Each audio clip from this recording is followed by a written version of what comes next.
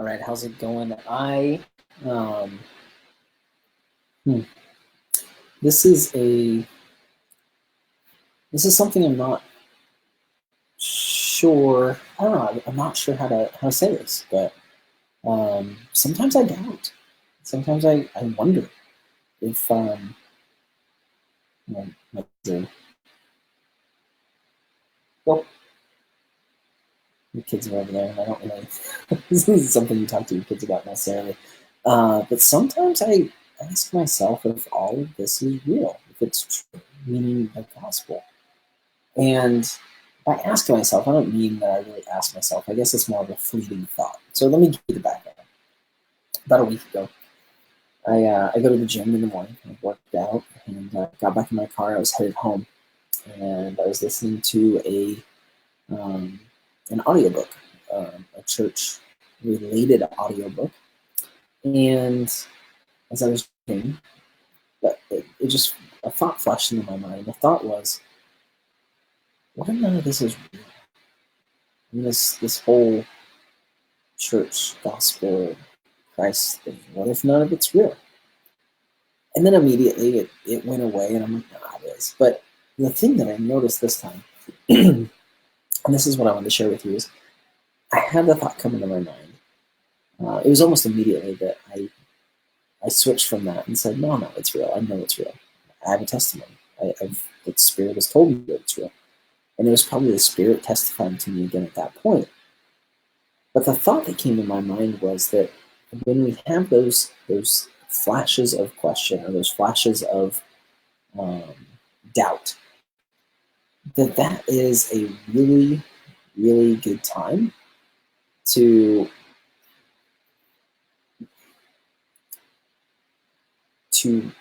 solidify your testimony. I guess that's the way I'm trying to say it, to strengthen your faith.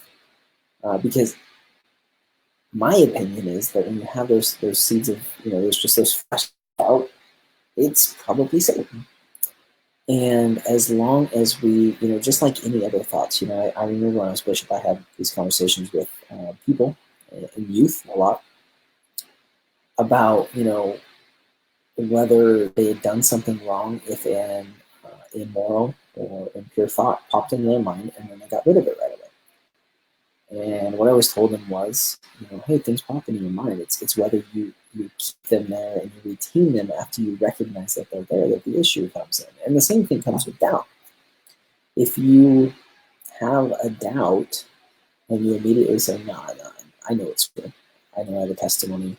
And you essentially kind of bury your testimony to yourself, it leaves very quickly. And I found that that's something that I haven't always done. Sometimes I just kind of kick it out of my mind and I'm done with it. But I realized that in those moments when it pops in your mind, that's an opportunity to strengthen your faith. It's an opportunity to exercise your faith, to exercise your testimony by immediately bearing your testimony to yourself. And that's what I did in that moment. As I had that thought, I was pulling up to a stop sign, and I just paused for a second, and I just told myself, I said, I know it's true. I know the gospel's true because this, and this. The Spirit's taught me this. I've had these experiences. I can't deny the things that I've seen and felt and heard, experienced. And so I think sometimes when we have those flashes of, just this random thought come into our mind, and maybe I'm the only one, I'm talking to myself and nobody else has had this experience, but I do every once in a while. I have those thoughts in my mind where I just think, what if it's not true? What if it's all made up? What if it's not real? And then they go away because I dismiss them. Just like when somebody has an impure thought or an immoral thought, the issue that it comes into your mind, the issue is if you keep it in your mind.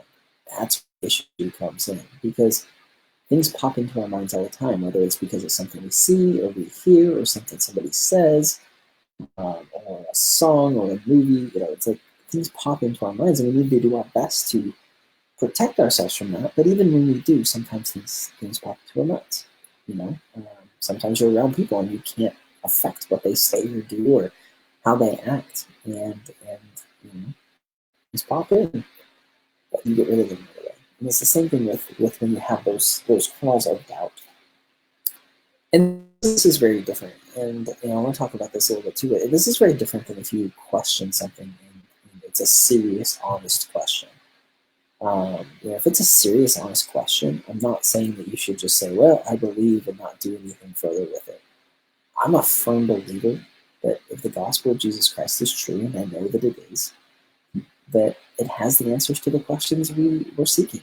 And sometimes we have some serious questions, and sometimes those questions aren't answered easily, and sometimes it takes weeks, days, weeks, months, years, sometimes, to get the answers to those questions. That's not what I'm talking about when I'm talking about just bearing your testimony and moving on. But if you do have those, there's a couple of things that I want to share with that. This is the famous now President Uchtdorf, or Elder Uchtdorf quote, where he says, doubt your doubts before you doubt your faith. And then I love what he says right after that. He says, we must never allow doubt to hold us prisoner and keep us from the divine love, peace, and gift that come through faith in the Lord Jesus Christ. And if you're watching this on Facebook, I'm going to drop the link in the chat to where you can read that. And if you're not watching this on Facebook, then you'll have to find the link. You'll have to go to the Facebook. I'll put the video so you can get the link to that. But I love that quote, and I think that's important. Yeah, we're going to have doubts. We're going to have uncertainty. We're going to wonder about things. Make sure you doubt your doubts before you doubt your faith. Make sure when you aren't sure about something, you say, well, is that really true? Because I'm pretty sure I know this is true. I've been taught this. People that care about teach me this and share this, and they believe it. And really lean that way towards it. And the other resource that I would share with you is a really awesome BYO devotional that I heard a while back. It's by Julie Willis, and it's called Gaining Light Through Questioning. And I love this one because she really digs into the importance of questioning and what to do when we question, when we have questions. Because like I said, there are times where we will have honest questions. I'm just dropping that link in the chat too.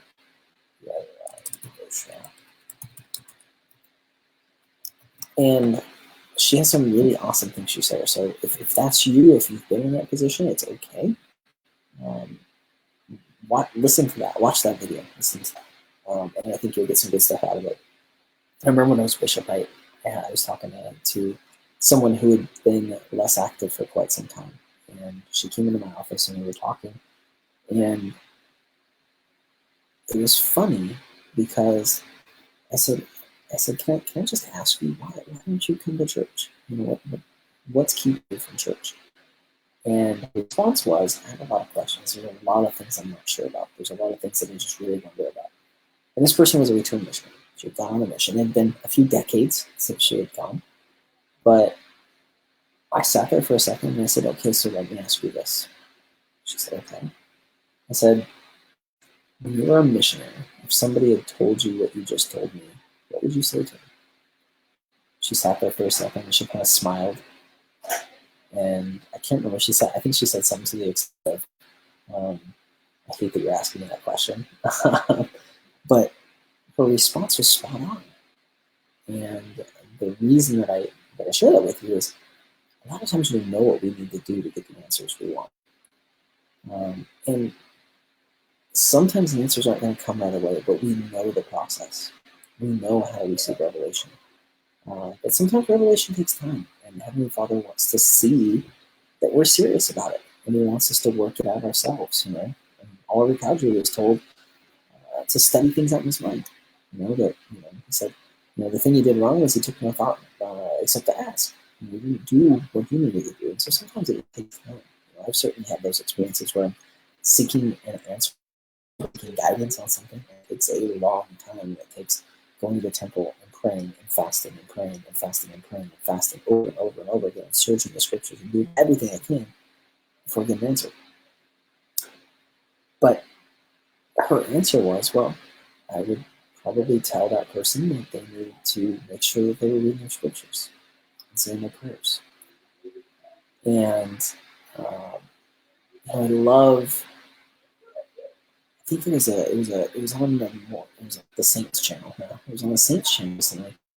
Um, an interview with Michael McLean. He tells about a struggle that he had and how he struggled and asked, and finally it just got to the point where he's like, look, I'm just gonna have to accept that sooner or later I'll get the answer, but I don't know what it is now.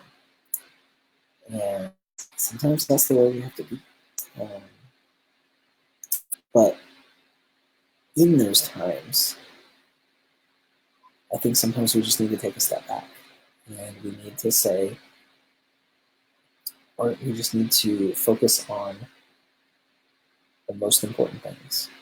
And what I think of is Helaman 5:12, where Helaman says, remember it's upon the rock of our Redeemer who is Christ, the Son of God, that you must build your foundation. And it says, if you build it on that, Satan will have no power over you to drag you down to the gulf of misery and this world because of the rock upon which you are built, which is a sure foundation, a foundation whereon, if men build, they cannot fall. And I think it's important for us to remember that the foundation that Helaman's talking about is Christ. It's not the church.